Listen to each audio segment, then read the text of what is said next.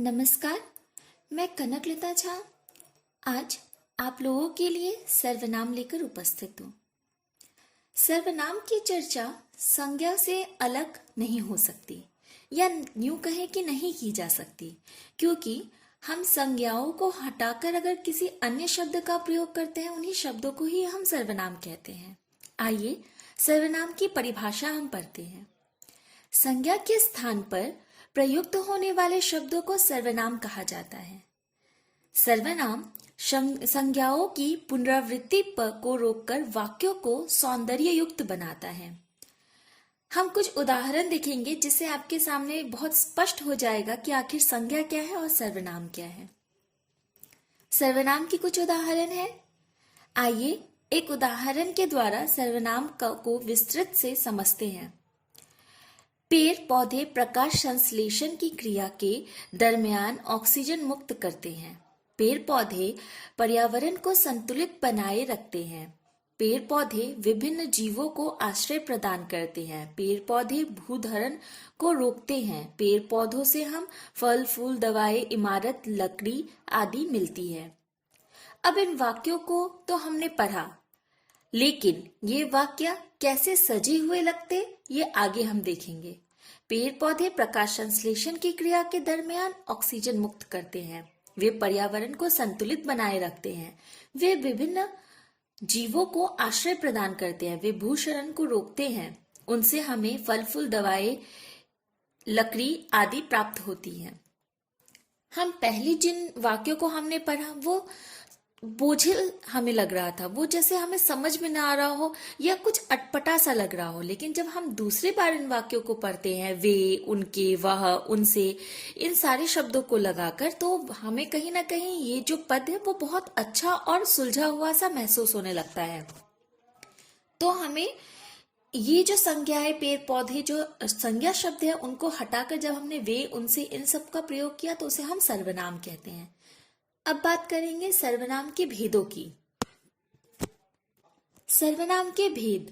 सर्वनाम के 6 भेद होते हैं। पुरुषवाचक सर्वनाम, निजवाचक सर्वनाम, अनिश्चयवाचक सर्वनाम, निश्चयवाचक सर्वनाम, प्रश्नवाचक सर्वनाम, संबंधवाचक सर्वनाम। सबसे पहले हम पढ़ेंगे पुरुषवाचक सर्वनाम। जिन सर्वनाम शब्दों का प्रयोग वक्ता द्वारा खुद के लिए या दूसरों के लिए किया जाता है उसे पुरुषवाचक सर्वनाम कहते हैं। मैं, हम, तुम आदि। लेकिन पुरुषवाचक सर्वनाम में हम एक चीज देखते हैं कि उनकी जो भेद है, पुरुषवाचक सर्वनाम के जो भेद है, वही हमें पुरुषवाचक सर्वनाम की परिभाषा को हमारे समक्ष कहीं ना कहीं स्पष्ट करके रखेगा। तो हम उसके भेदों से उसकी परिभाषा को समझने की कोशिश करेंगे।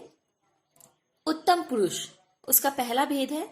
जिन शब्दों का प्रयोग बोलने वाला खुद के लिए करता है। पुरुषवाचक सर्वनाम यानी मैं, तुम, वह, तो खुद के लिए जब करता है, मैं ये खाऊंगी, मैं ये जाऊंगी, मैं यहाँ रहती हूँ, मैं वहां रहती हूँ, ये सारे शब्द जितने हैं वो सब होंगे उत्तम पुरुष। मध्यम पुरुष, जिन शब्दों का प्रयोग सुनने वाले के लिए किया जाता है उसे हम मध्यम पुरुष कहते हैं। जैसे कि तुम बहुत अच्छे हो, मैं बोल रही हूं, लेकिन किसके लिए बोल रही हूं? तुम्हारे लिए। तुम बहुत अच्छे हो, तो तुम्हारा अच्छा होना मध्यम पुरुष के अंतर्गत आता है।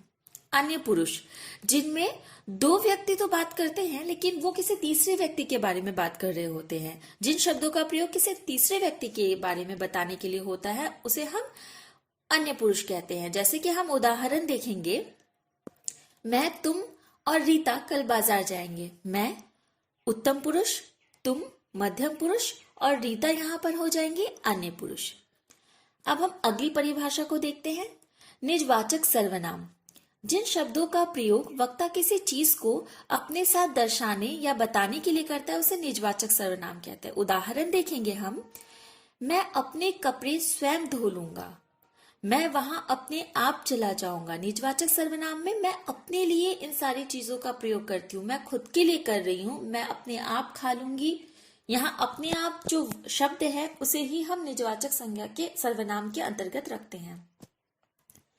निश्चयवाचक सर्वनाम, जिन सर्वनाम शब्दों से किसी व्यक्ति वस्तु स्थान की निश्चितता का बोध हो उसे हम निश्चितवाचक सर्वनाम कहते हैं। जैसे वह कार मेरी है, इसमें उसे बहुत अच्छे तरीके से पता है ये कार उसकी है, तो इसे हम निश्चयवाचक सर्वनाम कहते हैं। अनिश्चयवाचक सर्वनाम, जिन सर्वनाम शब्दों से वस्तु, व्यक्ति, स्थान की अनिश्चितता का बोध होता है, यानी निश्चित नहीं है, उसे हम अनिश्चयवाचक सर्वनाम कहते हैं। जैसे कि मुझे कुछ खाना है, यहाँ क्या खाना है इसके बारे में नहीं बताया गया है, मुझे कुछ खाना है, सिर्फ इतना बताया गया है। मेरे खाने में कुछ गिर गया, क्या गिर गया है इसकी चर्चा नहीं की गई है, सिर्फ खाने में कुछ गिर गया है, यानी यह अनिश्चित है। अगली परिभाषा है प्रश्नवाचक सर्वनाम, जिन शब्दों का प्रयोग किसी वस्तु, व्यक्ति आदि के बारे में कोई सवाल पूछने या उसके बारे में जानने के लिए किया जाता है, उसे हम प्रश्नवाचक सर्वनाम कहते हैं। जैसे कि देखो तो कौन आया है, आपने क्या खाया है, यानी कौन, क्या, कब, कहाँ, इस तरह के जो शब्दों से जब वाक्य को आप बनाते हैं तो उसे हम प्रश्नवाचक सर्वनाम कहते हैं। अब हम इसके आखिरी भेद की तरफ जाएंगे। सर्वनाम की सबसे अंतिम जो भेद है हमारे सामने वो है संबंधवाचक सर्वनाम। अब बात करते हैं संबंधवाचक सर्वनाम की। जिन सर्वनाम शब्दों का प्रयोग किसी वस्तु या व्यक्ति का संबंध बताने के लिए किया जाता है उसे हम संबंधवाचक सर्वनाम कहते हैं। संबंधवाचक सर्वनाम के उदाहरण हैं जैसी करनी वैसी भरनी, यानी संबंध बताया गया है कि जैसा करोगे वैसा ही भरोगे, इसमें संबंध की चर्चा की गई है। जो सोवेगा सो खोवेगा, जो जागेगा सो पावेगा, इसमें सोवेगा से खोवेगा का संबंध है और जागेगा से पावेगा का संबंध है।